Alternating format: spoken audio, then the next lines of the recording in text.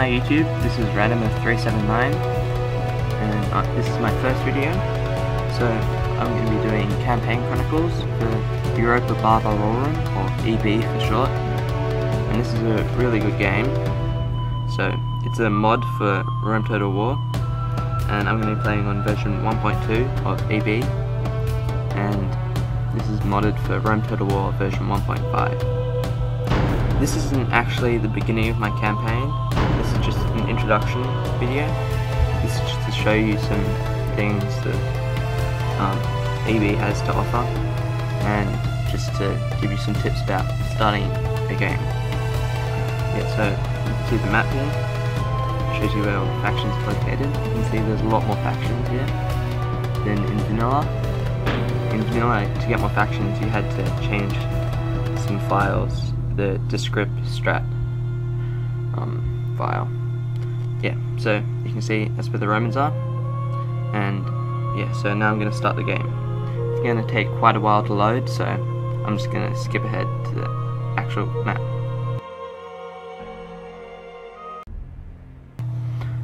Yeah, so here's the map, the world map, and the first thing you should do whenever you start a game in EB, you should click on a town that I just did, then click on the advisor, and then click on show me how.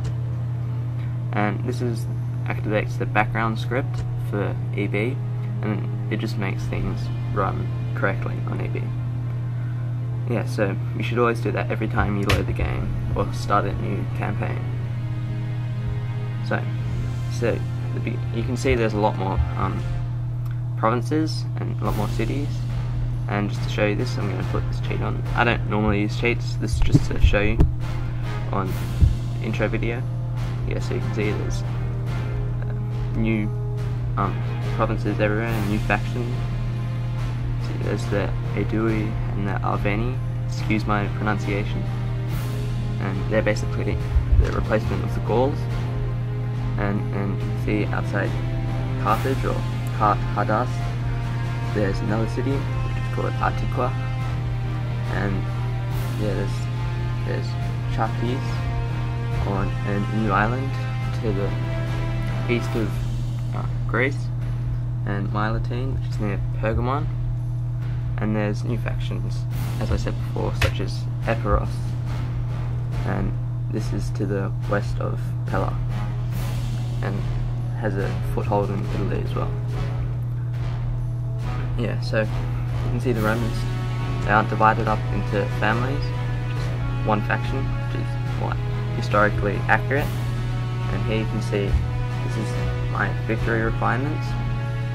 You can see it tells me about my capital city, faction leader, all these things, financial, diplomacy, same as vanilla. You can see my ally is Carthage, I'm not going to bother pronouncing that, and my enemies are basically the Gauls, the two factions, and Epirus, which I just showed you, and the Eleutheroi, and these are the rebel faction of the game. And yeah, as in vanilla, they control most of the game at the beginning. So here you can see my family. I have 5 family members, which is no children yet, which isn't good, but we'll hopefully get some soon. Yeah, so I'm just gonna close that. Yeah, so now I'm going to turn off the cheat, because you don't really need it anymore. It's just to show you lots of new provinces. So now I've done that. Yeah, so now I'm just going to show you some things about the governors in EB, and you can see that, you'll soon see that they have a lot more traits and retinue. Yeah, so you can see they have the stars, the management scrolls, and the influence wreaths, as in vanilla. But then you can see they have a lot of traits. Yeah, so you can see, I'm not going to bother reading out all the descriptions, but if you want to read them, you should read them yourself. Yeah, so here, every time you faction leader, it tells you the victory conditions for your faction. There's a biography for every character, and it tells you some background about the governor. So it shows you his expositions in the Senate. So here you can see these are the most important parts about the traits for your governor.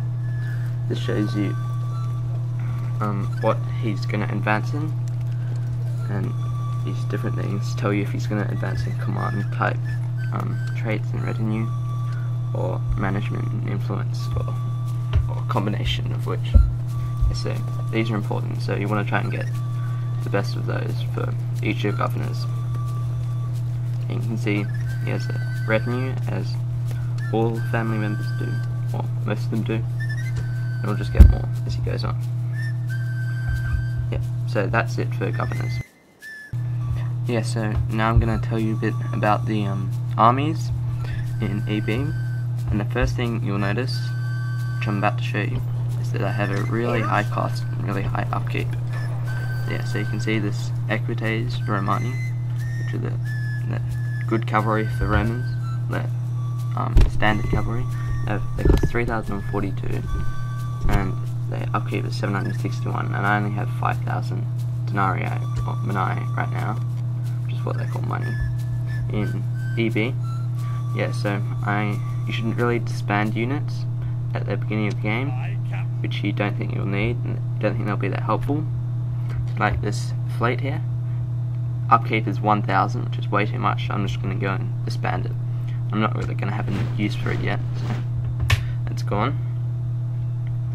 And yeah, and you should always try and keep some units garrisoned in every city, just in case some enemy pops in, a boat or whatever, or just to keep your citizens happy. Orders. Yes, so another thing you should do at the beginning of the game is try and take provinces really quickly. This is just to get your economy going. Yeah, and yeah, so generally try and go for the weaker provinces, and also try and go for the rich provinces. Like, weaker doesn't have many armies defending it, because you don't want to waste all your units at the beginning of the game. So I'm just going to go and besiege this Epiros town. It's called Taras, and I think that was where Tarentum was in vanilla. Yeah, and so I was going to disband this unit, but then I realised that you can't disband units in enemy territory. I just forgot that. So but then I remembered that I have another unit somewhere, so I decided to disband them before I forgot about it.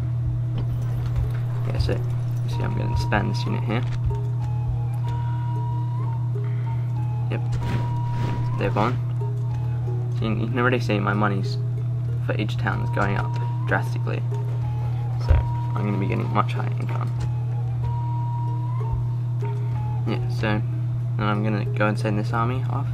Now, to be honest, I wouldn't really advise doing this, but just to show you that you should take provinces at the beginning of the game, I'm going to do it.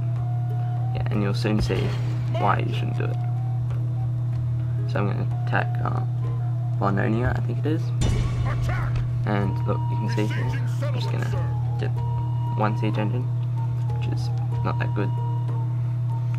So it's good to have at least 2 siege engines, so you can attack at different points in the wall. Yeah, so you can see this is the problem, and if you don't like seeing naked Gauls, don't watch this bit. Okay, so this is a Gesti. They are the strongest, one of the strongest infantry in the game.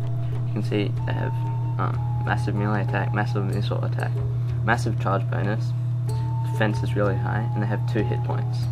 And you can see they frighten nearby enemy infantry. So these guys will completely destroy my army, and there are lots of them too. Yeah, so this is basically, yes, I wouldn't advise doing that, to be honest. Yeah, so this is just the end of part 1 of my introduction, and because I can't put my 20 minutes of video in one, so you should watch part 2 after this to learn some more about buildings.